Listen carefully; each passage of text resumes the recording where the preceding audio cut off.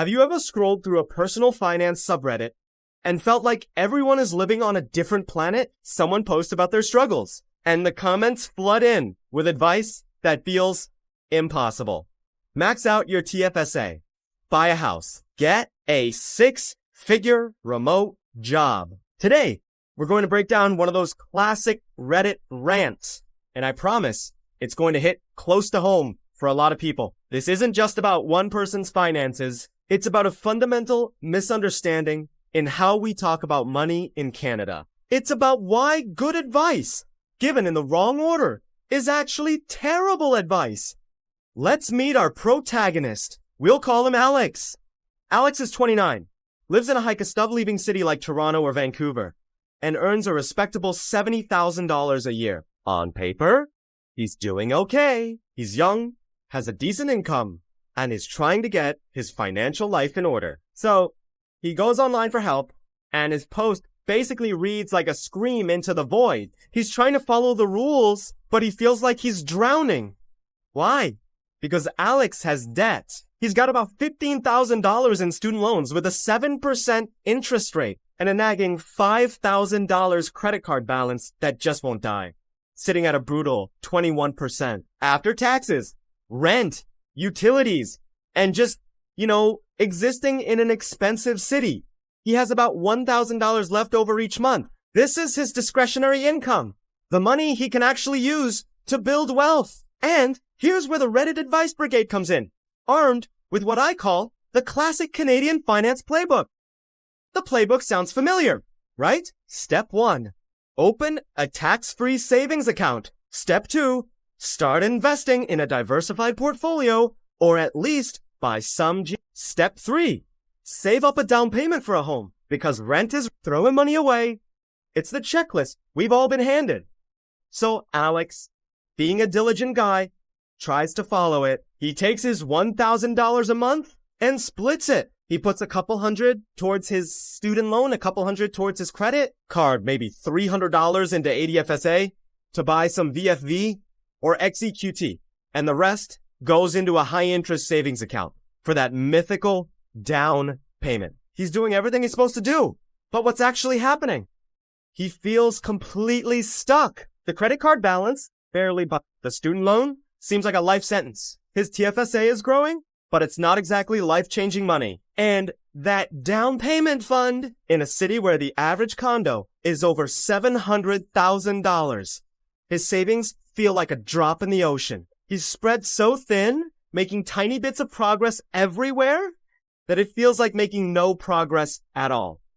This is financial fatigue. It's the feeling of working hard and following the rules, but the finish line just keeps moving further away. The classic playbook for someone in Alex's situation isn't a roadmap to success. It's a recipe for burnout. It's advice that looks good on a spreadsheet in a vacuum, but it ignores the crushing psychological weight of high-interest debt. So, let's throw out the playbook. Let's introduce a new concept, the Bottleneck Strategy. Imagine your financial life is a series of pipes. Water is your money, and it's trying to flow towards the goal of financial freedom. But right now, Alex has a massive bottleneck.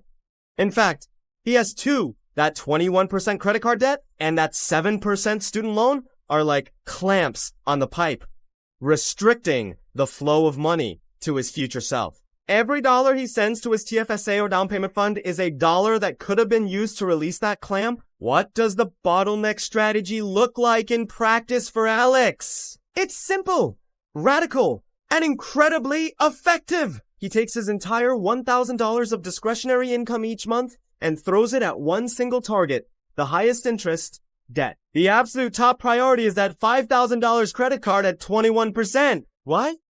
Because paying off that debt is a guaranteed tax-free return of 21%. No stock market index fund. No JIC. No get-rich-quick scheme can promise you that. It's the single most powerful financial move he can make. So, for 5 months, Alex forgets about his TFSA. He forgets about the down payment. He pays the minimum on his student loan. And every other spare cent goes to killing that credit card. He's not splitting his focus. He's a financial sniper with one target. At the end of 5 months, that $5,000 is gone. Poof! Vanished. The first bottleneck is cleared. And what happens next is magical. That money he was paying to the credit card company, which was probably around $250 a month, including interest, is now his. He has freed up his own cash flow. The psychological impact of this cannot be overstated. Instead of feeling like he's juggling a dozen fragile eggs, Alex has accomplished a huge, tangible goal. He has slain a dragon. This victory gives him the motivation to keep going. It proves his efforts can lead to real results. He's no longer just treading water. He's swimming with purpose. Now, with the credit card gone, he doesn't go back to the old playbook. He moves to the next bottleneck, the $15,000 student loan at 7%. He takes his original $1,000 a month, adds the newly freed up $250 he was paying to the credit card, and now he is attacking his student loan with a massive $1,250 a month. Think about that. He's not earning more money, but he has increased his debt fighting power by 25% simply by eliminating the first bottleneck. Let's run the numbers. At this new rate, the $15,000 student loan will be completely paid off in just 12 months. 1 year.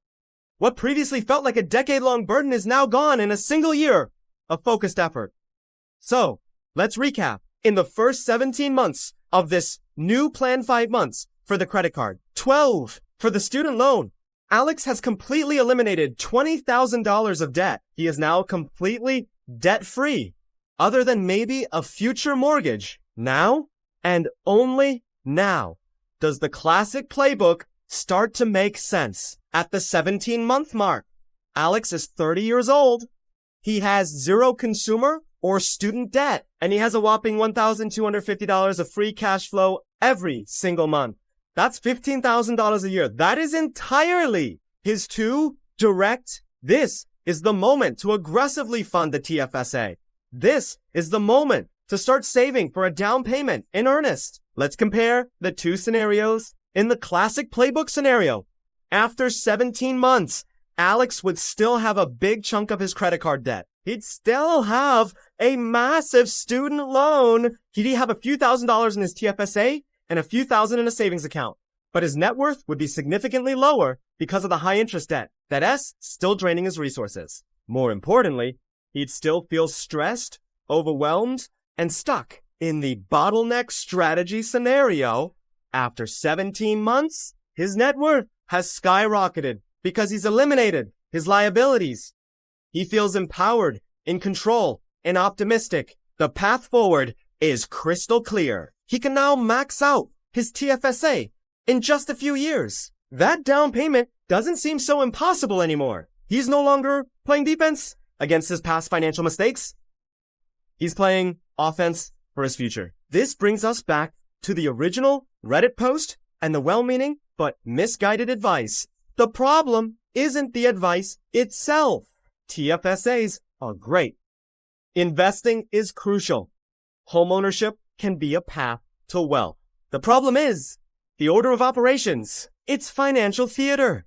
People give advice that makes them sound smart and responsible, but they fail to diagnose the root problem. They're prescribing medicine for symptoms without identifying the disease. For someone with high interests, debt. Being told to invest in the stock market is like telling someone with a broken leg to start training for a marathon. It's not just unhelpful. It's actively harmful because it distracts from the immediate critical priority. Setting the bone. Your high interest debt is a financial broken leg. It needs to be dealt with first with singular focus. Personal finance is, as the name implies, personal. There is no one-size-fits-all solution. The generic advice that gets thrown around on social media and in financial news columns often fails to account for individual circumstances, especially the crippling effect of debt. If you find yourself in Alex's shoes, feeling overwhelmed by conflicting advice, take a deep breath, simplify, identify your single biggest financial bottleneck, the debt with the highest interest rate, and attack it with everything you've got. Clearing that bottleneck is the fastest way to increase your cash flow, reduce your stress, and accelerate your journey to financial freedom. Once the pipes are clear, the money will flow. You'll be shocked at how quickly you can make progress when you're not fighting against a 21% headwind. So, next time you see a financial checklist, ask yourself, is this the right order for me? Or is it just financial theater? Build your foundation first by eliminating debt, and then you can start building the skyscraper. Thanks for watching. If this resonated with you, let me know in the comments. And if you're looking for more no-nonsense takes on personal finance, be sure to like and subscribe. We'll see you in the next video.